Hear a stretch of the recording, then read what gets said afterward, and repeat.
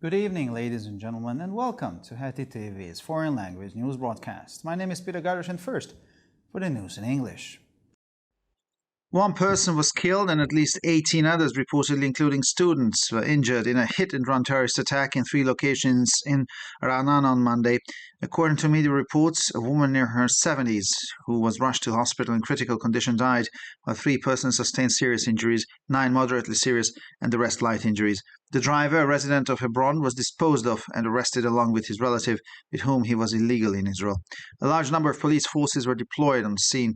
According to media reports, the attacker dragged the woman out of her car, stabbed her, stole her car, hit several pedestrians, then changed cars and continued the attack, then changed cars again.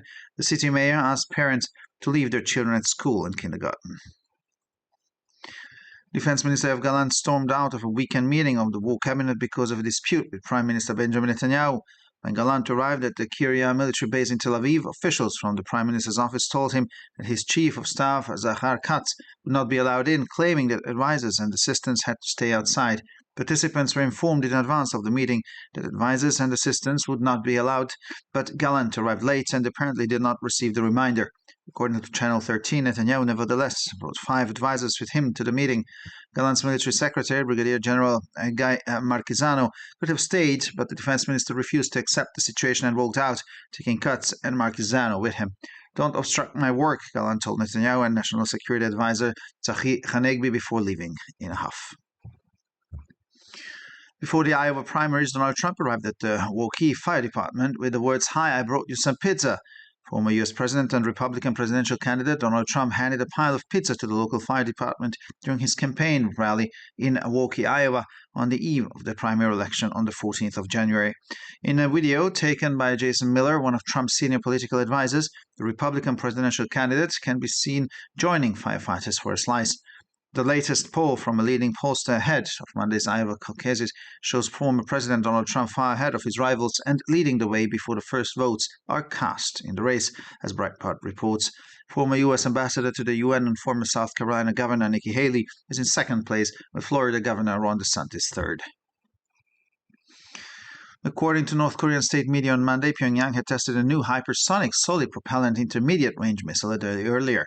The launch was aimed at testing the missile's engines and the hypersonic device's maneuverability.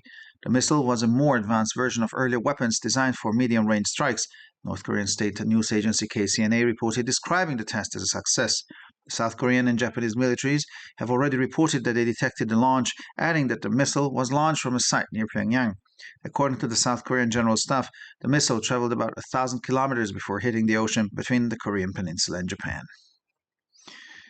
And finally, for the weather, cloudy skies are expected in the evening. Tomorrow, a warm front could bring a change. The temperatures will average around -4 to -1 degrees Celsius in the morning and 0 to 6 degrees Celsius in the afternoon hours.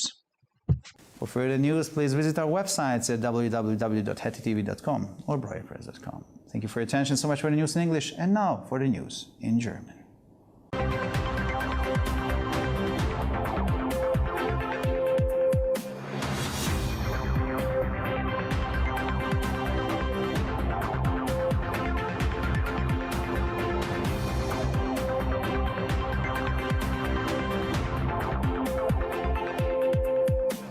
Schönen guten Abend, liebe Zuschauer. Mein Name ist Peter Gardosh und nun zu den Nachrichten auf Deutsch.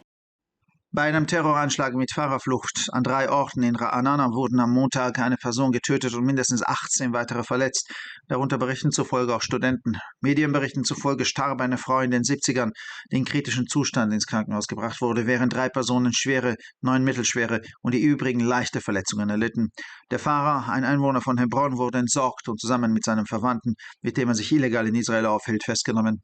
Ein großes Polizeiaufgebot war am Tatort im Einsatz. Medienberichten zufolge zerrte der Angreifer eine Frau aus ihrem Auto, stach auf sie ein, stahl ihr Auto, überfuhr mehrere Fußgänger, wechselte dann das Auto und setzte den Angriff fort, bevor er erneut das Auto wechselte. Der Bürgermeister der Stadt bat die Eltern, ihre Kinder in der Schule und im Kindergarten zu lassen. Als Gallant auf dem Militärstützpunkt Kiryat in Tel Aviv eintraf, teilten ihm Beamte aus dem Büro des Premierministers mit, dass sein Stabschef Zachar Katz nicht eingelassen würde, da Berater und Assistenten draußen bleiben müssten. Die Teilnehmer wurden vor dem Treffen darüber informiert, dass Berater und Assistenten nicht eingelassen würden, aber Gallant kam zu spät und hat die Erinnerung offenbar nicht erhalten. Nach Angaben von Channel 13 brachte Netanyahu dennoch 5 Berater mit zum den Treffen. Gallants Militärsekretär Brigadengeneral Guy Marquisano hätte bleiben können, aber der Verteidigungsminister weigerte sich, die Situation zu akzeptieren und verließ das Treffen, wobei er auch Katz und Marquisano mitnahm. Behindern Sie nicht meine Arbeit, sagte Gallant zu Netanyahu und dem nationalen Sicherheitsberater Tzachi Hanegbi, bevor er verärgert ging. Vor den Vorwahlen in Iowa erschien Donald Trump bei der Feuerwehr von Milwaukee mit den Worten: Hallo, ich habe euch Pizza mitgebracht. Der ehemalige US-Präsident und republikanische Präsidentschaftskandidat Donald Trump überreichte der örtlichen Feuerwehr während seiner Wahlkampfveranstaltung in Milwaukee, Iowa, am Vorabend der Vorwahlen am 14. Januar einen Stapel Pizza. In einem Video, das Jason Miller, einer von Trumps politischen Beratern, aufgenommen hat, ist der republikanische Präsidentschaftskandidat zu sehen, wie er gemeinsam mit Feuerwehrleuten ein Stück Pizza isst. Die jüngste Umfrage eines führenden Meinungsforschungsinstitutes vor den Vorwahlen in Iowa Montag zeigt, dass der ehemalige Präsident Donald Trump weit vor seinen Konkurrenten liegt und einen Tag vor der ersten Stimmabgabe in Führung liegt, berichtete Breitbart. Die ehemalige US-Botschafterin bei den Vereinten Nationen und ehemalige Gouverneurin von South Carolina, Nikki Haley, liegt an zweiter Stelle, der Gouverneur von Florida, Ron DeSantis, an dritter. Wie nordkoreanische Staatsmedien am Montag berichteten, hatte Pyongyang am Vortag eine neue Hyperschall-Feststoffrakete mit mittlerer Reichweite getestet. Der Start diente der Erprobung der Raketentriebwerke und der Manövrierfähigkeit der Hyperschallrakete. Bei der Rakete handelt es sich um eine weiterentwickelte Version früherer Waffen, die für Schläge mit mittlerer Reichweite konzipiert waren, berichtete die staatliche nordkoreanische Nachrichtenagentur KCNA und bezeichnete den Test als Erfolg. Das südkoreanische und das japanische Militär haben bereits gemeldet, dass sie den Start entdeckt haben und fügten hinzu, dass die Rakete von einem Standort in der Nähe von Pyongyang gestartet wurde. Nach Angaben des südkoreanischen Generalstabs flog die Rakete etwa 1000 Kilometer weit, bevor sie im Meer zwischen der koreanischen Halbinsel und Japan einschlug. Und schließlich zum Wetter für den Abend wird ein bewölkter Himmel erwartet. Morgen könnte eine Warmfront für Abwechslung sorgen. Die Temperaturen werden im Durchschnitt bei -4 bis -1 Grad am Morgen und zwischen 0 und 6 Grad am Nachmittag liegen. Für weitere Nachrichten besichtigen Sie bitte unsere Webseiten www.hettitv.com sowie www.breuerpress.com.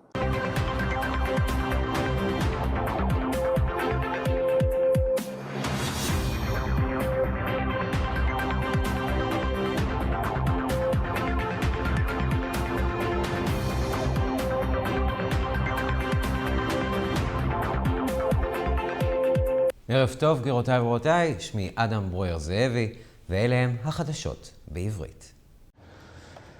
אדם אחד נהרג ולפחות 18 נוספים, כולל סטודנטים, נפצעו בפיגוע דריסה ודקירה ביום שני ב3 מקומות ברעננה. לפי התקשורת, אישה בשנות ה-70 לחייה, שפונתה במצב אנוש לבית החולים, נפטרה, בעוד 3 בני אדם נפצעו קשה, 9 בינוני והיתר נפצעו קל. הנהג, תושב חברון, נוטרל ונעצר יחד עם קרוב משפחתו, עמו שהו שלא כחוק בישראל. מספר רב של כוחות משטרה נשלחו למקום. לפי התקשורת, התוקף גרר אישה במכוניתה, דקר אותה, גנב את רכבה, פגע במספר הולכי רגל, לאחר מכן החליף רכב והמשיך בפיגוע, ואז החליף שוב מכונית. ראש העיר ביקש מההורים להשאיר את ילדיהם בבתי הספר ובגנים. שר הביטחון יואב גלנט יצא בסערה מישיבת סוף השבוע של קבינט המלחמה בגלל שנקלע לוויכוח עם ראש הממשלה בנימין נתניהו. כשהגיע גלנט לקריה בתל אביב אמרו לו גורמים בלשכת ראש הממשלה כי ראש לשכתו שחר כץ לא יורשה להיכנס, בטענה שיועצים ועוזרים צריכים להישאר בחוץ. המשתתפים קיבלו הודעה לפני הפגישה כי יועצים ועוזרים לא יורשו להיכנס, אך גלנט הגיע באיחור וכנראה לא קיבל את התזכיר. לפי ערוץ 13 נתניהו בכל זאת הביא עמו לפגישה 5 יועצים. מזכירו הצבאי של גלנט תת-אלוף גיא מרקיזנו יכול היה להישאר, אך שר הביטחון סירב לקבל את המצב ויצא ולקח את כץ ומרקיזנו איתו. אל תפריעו לי בעבודה, אמר גלנט לנתניהו וליועץ לביטחון לאומי צחי הנגבי לפני שיצא בסערה. לפני הבחירות באיואה, דונלד טראמפ עצר ליד מכבי האש של ווקי במילים אלה: שלום, הבאתי פיצה. נשיא ארצות הברית לשעבר והמועמד הרפובליקני לנשיאות דונלד טראמפ מסר ערמה של פיצות לכבאים מקומיים במהלך עצרת קמפיין בווקי, איואה, ב-14 בינואר, ערב הבחירות המקדמות. סרטון שהוכן על ידי ג'ייסון מילר, אחד היועצים הפוליטיים הבכירים של טראמפ, מראה את המועמד הרפובליקני לנשיאות מצטרף לכבאים לפרוסה. לפי הסקר האחרון, לקראת הבחירות של יום שני באיואה, הנשיא לשעבר דונלד טראמפ מקדים בהרבה את יריביו. הוא מוביל יום לפני ההצבעה הראשונה במרוץ, מדווח ברייטברט. במקום השני נמצאת שגרירת ארצות הברית לשעבר באום וממשלת דרום קרוליינה לשעבר ניקי היילי, ובמקום השלישי מושל פלורידה רון דה סנטיס. לפי התקשורת הממלכתית של צפון קוריאה ביום שני, פיונגיאנג ניסתה יום קודם לכן טיל חדש לטווח בינוני בעל הנעה מוצקה מצויד בנשק היפרסוני. מטרת השיגור הייתה לבדוק את מנועי הרוקטות ואת יכולת התמרון של המכשיר ההיפרסוני. הטיל היה גרסה מתקדמת יותר של כלי נשק קודמים שנועדו לתקיפות בטווח בינוני, כך דיווחה סוכנות הידיעות הממלכתית של צפון קוריאה, שסיווגה את הניסוי כהצלחה. צבאות דרום קוריאה ויפן כבר דיווחו על זיהוי השיגור והוסיפו כי הטיל שוגר מאתר ליד פיונגיאנג. על פי המטה הכללי של דרום קוריאה, הטיל עבר כ1,000 קילומטרים לפני שהתרסק באוקיינוס בין חצי האי הקוריאני ליפן. ולמזג האוויר, בערב צפוי להיות מעונן, מחר חזית חמה חזויה להגיע לאזורנו, הטמפרטורה תהיינה בין -4 ל-1 בבוקר, ובין 0 ל-6 מעלות אחר הצהריים. לחדשות נוספות, אנא בקרו באתרי האינטרנט שלנו, ב-hattitv.com או broyerpress.com. תודה רבה והמשך ערב נעים.